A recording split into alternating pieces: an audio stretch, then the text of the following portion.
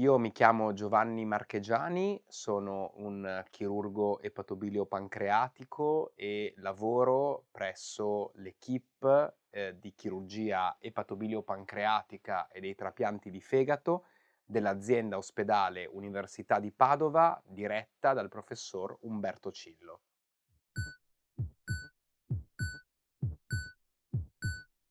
Parliamo allora di carcinoma del pancreas. Parliamo quindi di una malattia, ahimè molto nota, che sta vedendo un aumento della sua incidenza negli ultimi anni.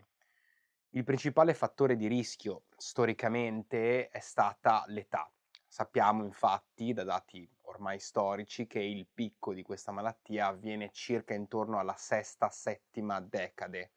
ma in realtà stanno aumentando le diagnosi precoci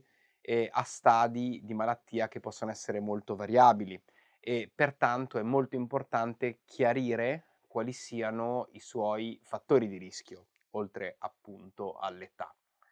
Tra questi spiccano sicuramente il fumo di sigaretta, quindi l'abitudine tabagica, l'obesità e quindi rimarchiamo l'importanza di una dieta sana e povera di grassi,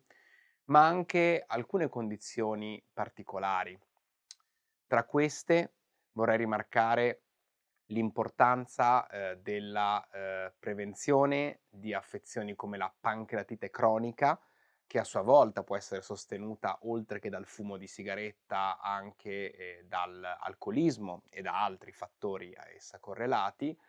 ma anche il diabete mellito. Ecco, qui c'è una relazione abbastanza difficile da districare, tra rapporto causa-effetto o a una sindrome, quella diabetica, che vediamo in stadi più precoci del tumore pancreatico.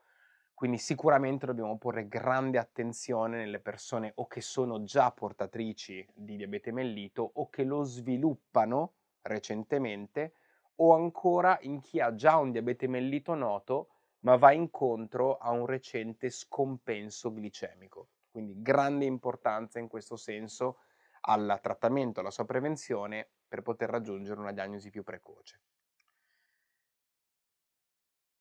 Infine vorrei sottolineare quelle che sono le cosiddette, associazioni di familiarità o genetiche per il tumore del pancreas.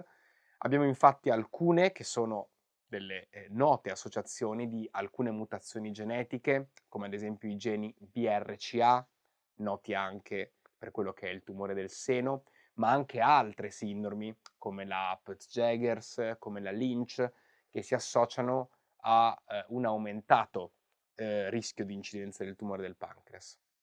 E poi abbiamo la familiarità. Per familiarità si intende la presenza all'interno di uno stesso ceppo di almeno 2 familiari,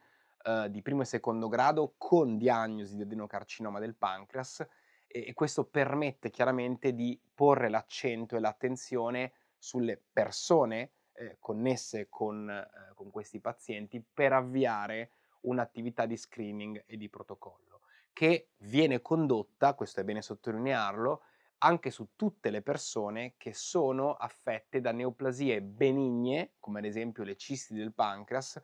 ma che hanno un possibile potenziale evolutivo, cioè che possono evolvere nel corso del tempo a un tumore del pancreas ed è per questo che migliaia e migliaia di persone con queste affezioni vengono seguite a intervalli di tempo regolari per fare, un vero e proprio screening e, capire che non vi sia una evoluzione di queste cisti verso un adenocarcinoma.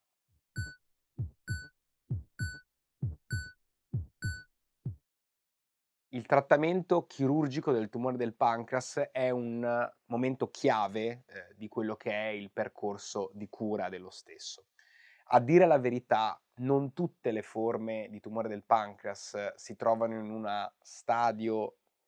che definiamo, resecabile più che operabile, vale a dire che si beneficiano dell'intervento chirurgico come primo step. Nella maggior parte dei casi è infatti necessario avviare un trattamento, diciamo chemioterapico, preparatorio, cioè che rende la malattia aggredibile da un punto di vista chirurgico ad intento radicale. In altre forme invece, che sono localizzate e che sono aggredibili mediante chirurgia in prima battuta, ecco che il trattamento integrato, che è chiave, è assolutamente il fattore più importante, può essere fatta anche dopo l'intervento chirurgico, ma sono a rimarcare l'importanza di un approccio multidisciplinare dove la malattia viene inquadrata da un'équipe di esperti, dove appunto c'è chiaramente il chirurgo, ma insieme ad esso la figura dell'oncologo è centrale, così come quella del radioterapista, dell'oncologo e di tutte quelle altre figure che prendono in carico il paziente e che permettono il miglior trattamento di una malattia come l'adenocarcinoma aduttare del pancreas.